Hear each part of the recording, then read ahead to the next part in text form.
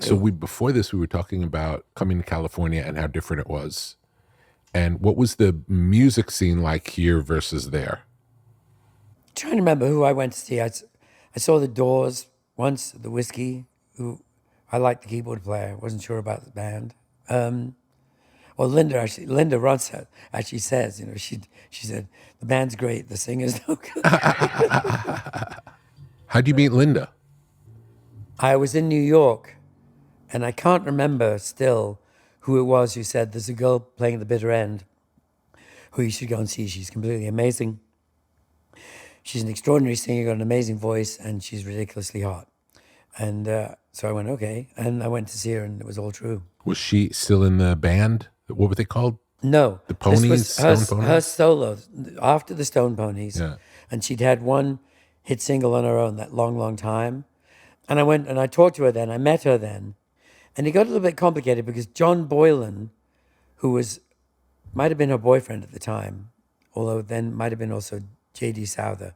But anyway, John Boylan had helped to put this band together, which consisted of Don Henley and Glenn Frey. And John David had helped with that too. And that was the band I saw her with, I think. And everyone, it was great. She sang amazingly. Silver Threads and Golden Needles was the song that I remember specifically. And at the time, there was talk of me. I was initially came in. Linda asked if I would help her finish, sort out the album she was in the middle of, which was a solo album called Don't Cry Now, some of which had been produced by John Boylan, some by John David Souther. And it was all in a bit of a muddle. And so I did that because I loved her voice and was happy to do it. And I forget, 2 or 3 tracks on that album are officially credited to me. And in the meantime, we did have a discussion about management because John had recommended that I might be a candidate. But actually, at the time, I'd said no because I was managing Kate Taylor at the time, who'd made an album who I really believed in and love, and I still do. But Kate Taylor then retired. She decided the road was not for her. And the album stayed out and did reasonably okay. We made an album for Atlantic. Ahmet Ertegun was a big fan of hers. And she actually called Linda and said, by the way, I'm not working anymore. So, you should talk to Peter again because he loved you. And I think Linda called me because Kate told her to, as far as I recall. And Linda told me that story. But anyway, so we decided that, yes, I would be a manager. And so that's when the relationship began. And then the next album was the one I produced from scratch. And that was Hot Like a Wheel, where everything changed. Was her voice just astounding, right Astounding. you just couldn't believe it? Couldn't believe it. Yeah. And then She's one of the great singers. she's one of the great singers. Yeah. Her if you haven't seen the documentary about Linda, I've seen it. I love it. it's so great. And that's when you discover, as you do when you watch the documentary, boy, she's so smart and so well-read and so articulate and extraordinary. And I freely admit the prejudice at the time, I was probably guilty of, same as everyone else. You think if someone's that good and that incredibly good looking and attractive, they couldn't also be brilliant. Yeah, it's too much. It's too much. Yeah. And I ran into that, of course, the very traditional way that people would assume that I was the one choosing the songs, I was the one in charge of everything, whereas in fact, every decision I made, every song I chose, was in conjunction with Linda. And in terms of choosing songs, it's probably 70-30 her. Yeah. In terms of production, it's definitely 50-50, But that's good production. It's course. like whatever's necessary. Exactly. It's like And being Linda had great being the ideas. boss isn't No. the job. No. It's the best result.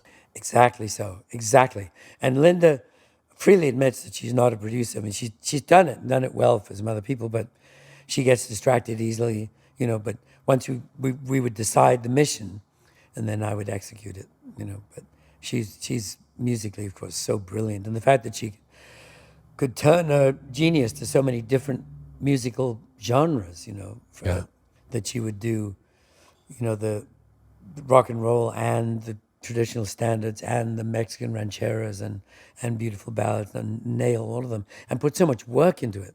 Yeah. and suddenly decides she wants Kept to it sing very opera. interesting too. Like it was very interesting seeing all the changes she went through Yeah. because the instrument of her voice is so spectacular. Yes. And then to put on a whole new, To teach it opera, right? To yeah, teach that voice how to sing opera, And she worked, I mean, even the film doesn't quite capture how hard she worked.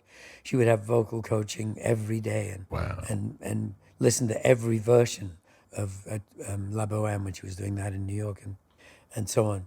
So she could, explain what amazing Callas too to had have done. such a natural talent and still the work ethic Yep, to do even better, or learn something new. exactly. And her talent is so specific in the sense that it's singing.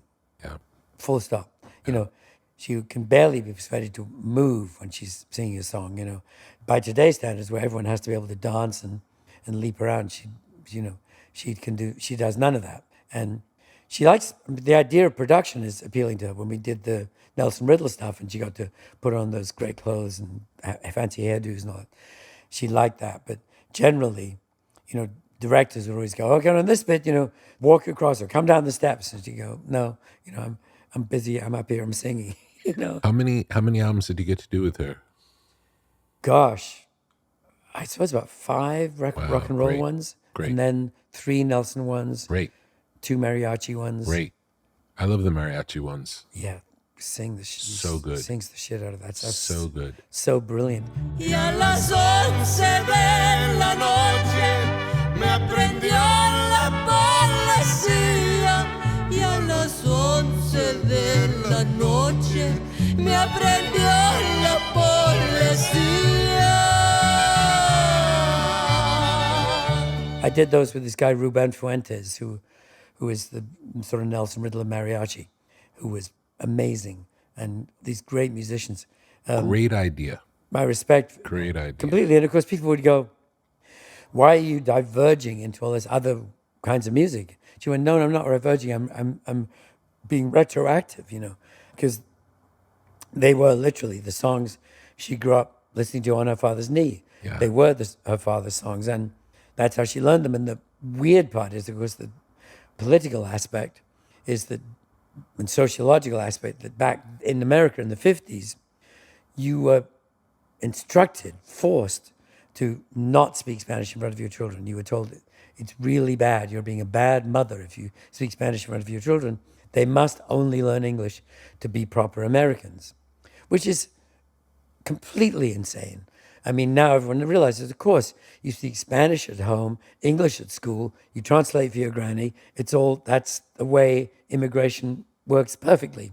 Instead of which, she'd learned all these songs. So we'd run into situations when we took the show on the road where she's up there singing, in perfect a Mexican Spanish accent is apparently perfect. So that she sings so brilliant, and people would come up at the end of the show and start talking fast in Spanish. And she'd have to go, "I'm really sorry, I only sing it," which just seems so weird until you Yeah. understand this How she business. learned it. When Yeah. Linda said in the playground, if two of you started speaking Spanish to each other, you get your hands slapped, Wow. physically slapped, Wow. because it was like, that's un-American. Yeah. And no, it's not. That's extremely American. that's the point of America. Amazing. But even now, as you know, there's people who don't get it. Yeah.